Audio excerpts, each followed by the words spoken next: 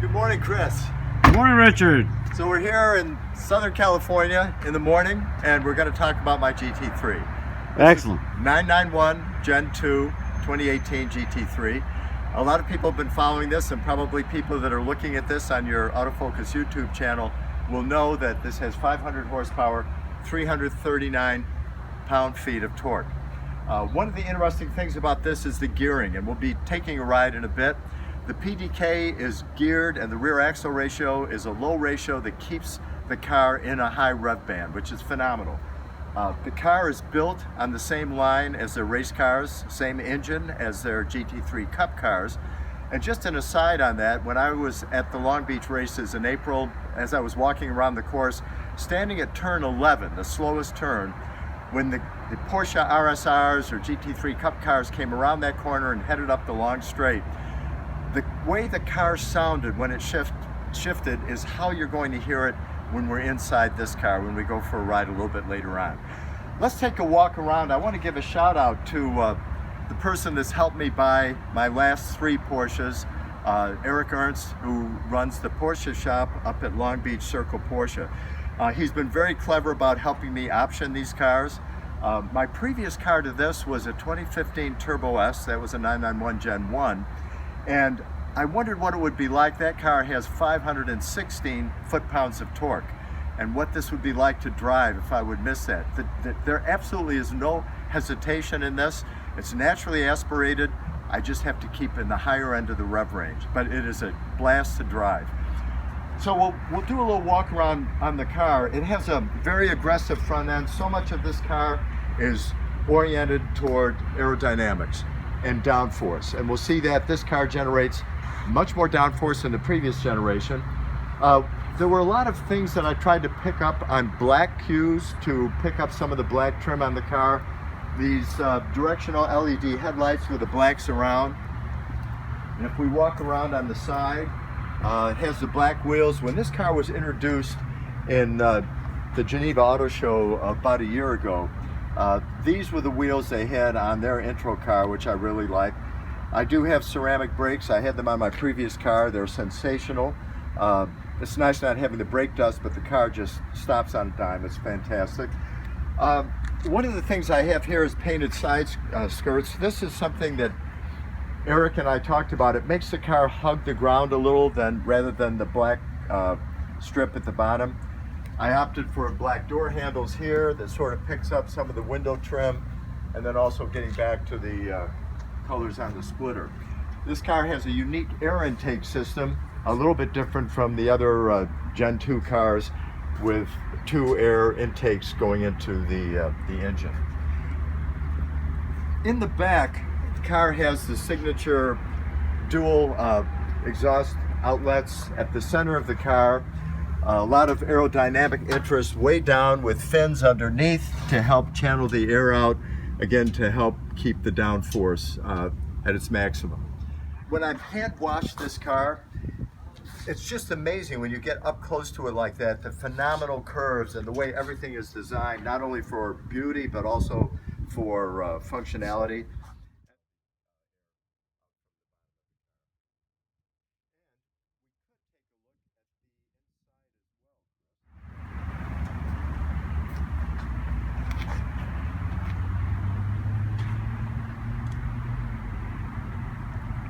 One beautiful car.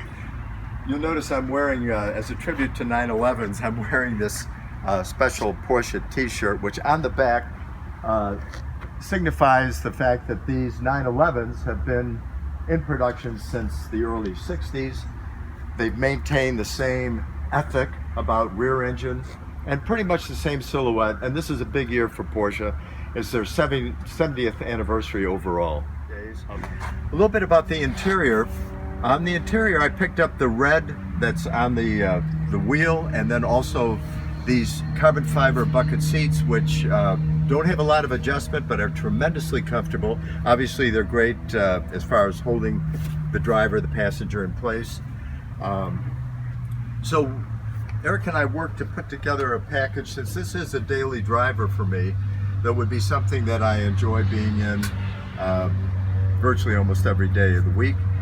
Another little interesting option here is the key is color coded. This is one of the many Porsche options, and then the key holder itself picks up the same colors as the mats, which I thought was sort of cool.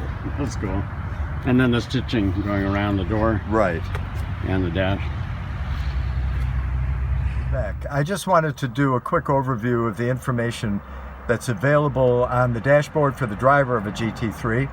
And I'll start the car so we'll see some of these actually live, but we have water temperature, fuel level on this side, of course the traditional tachometer in the center, which is vitally important, showing the 9,000 RPM red line.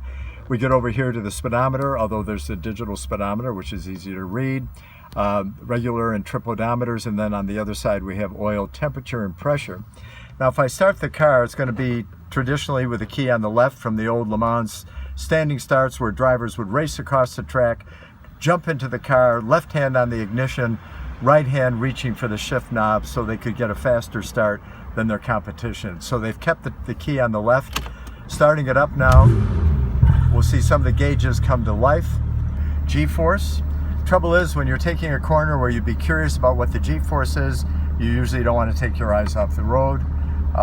Torque measurement here, along with an actual torque curve showing the maximum torque. And then this is where I usually keep this, a lot of the information about the operating parameters.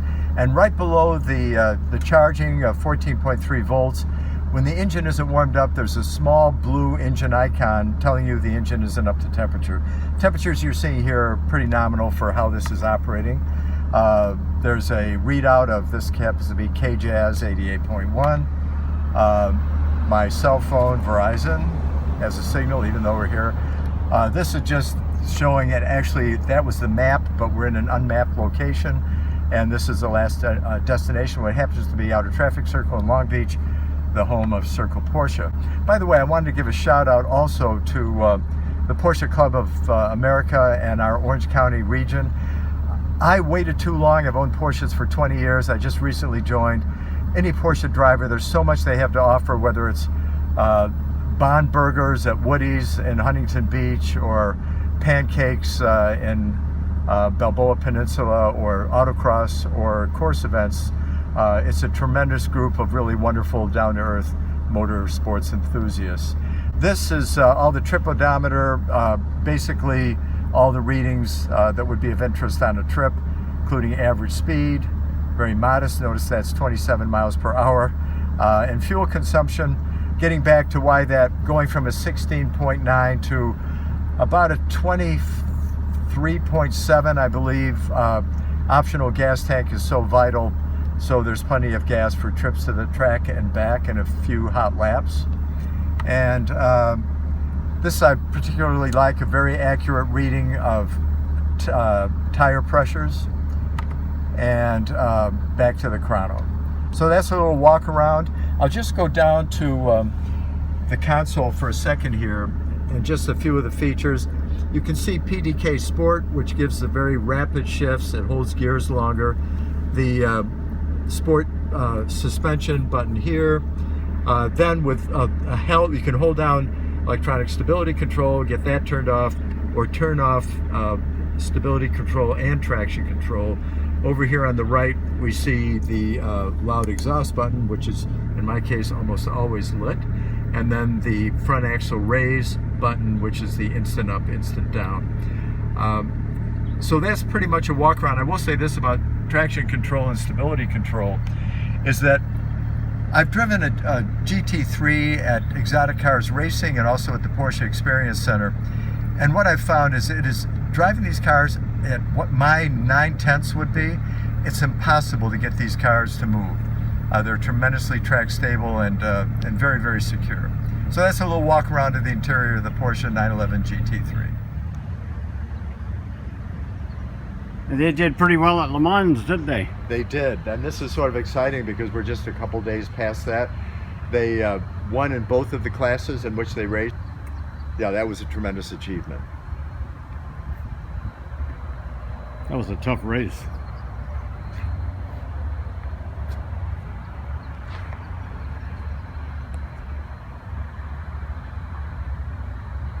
It's an amazing looking car. Shall we go for an amazing ride? Let's go for a ride. And I'll start it up, and yeah. I want to show you the front axle lift system, because this is something, again, people debate, do you want to add a few pounds for this?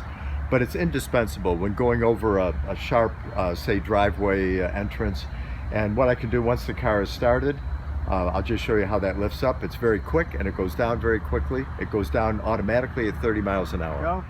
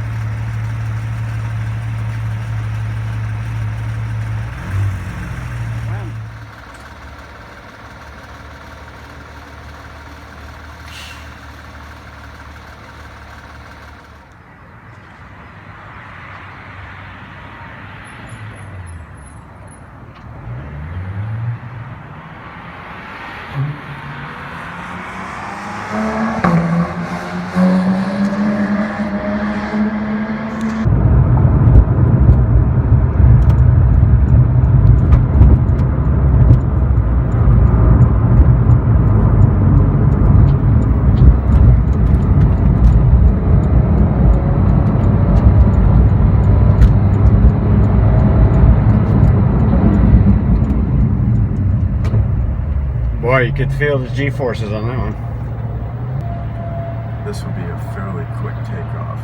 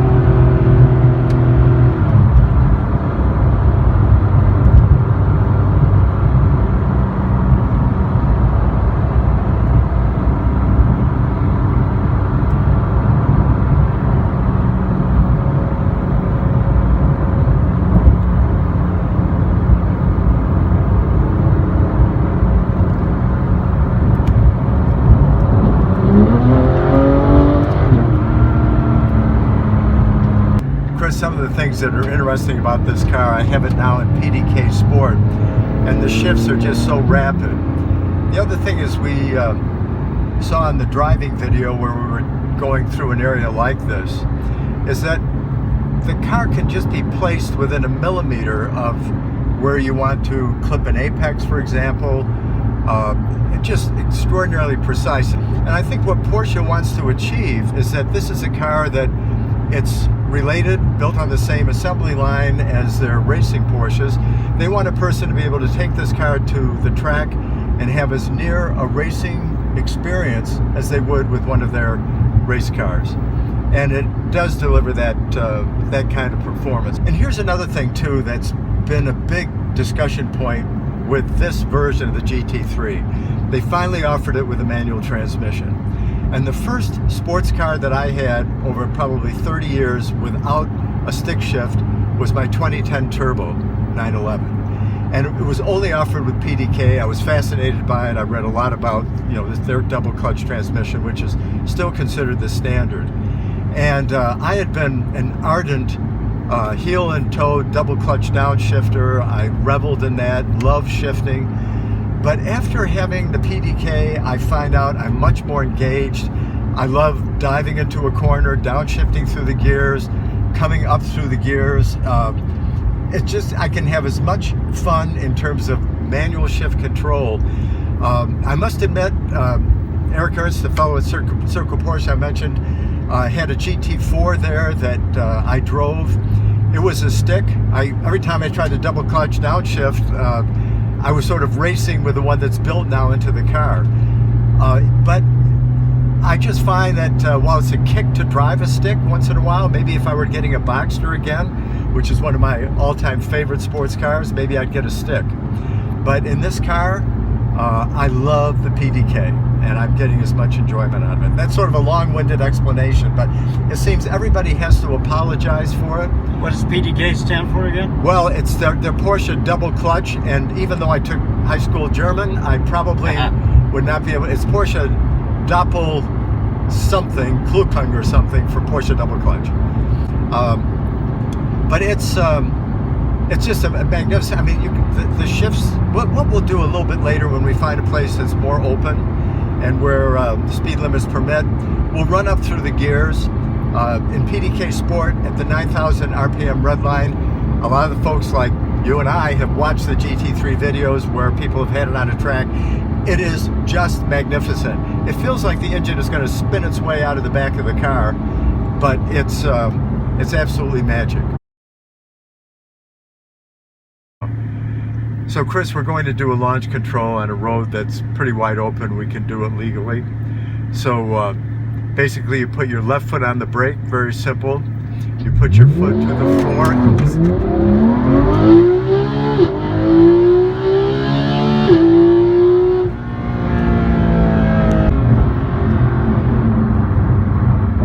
So as close a ratio as the gears are, you really can't afford to get through more than a couple gear changes and then you're at the speed limit.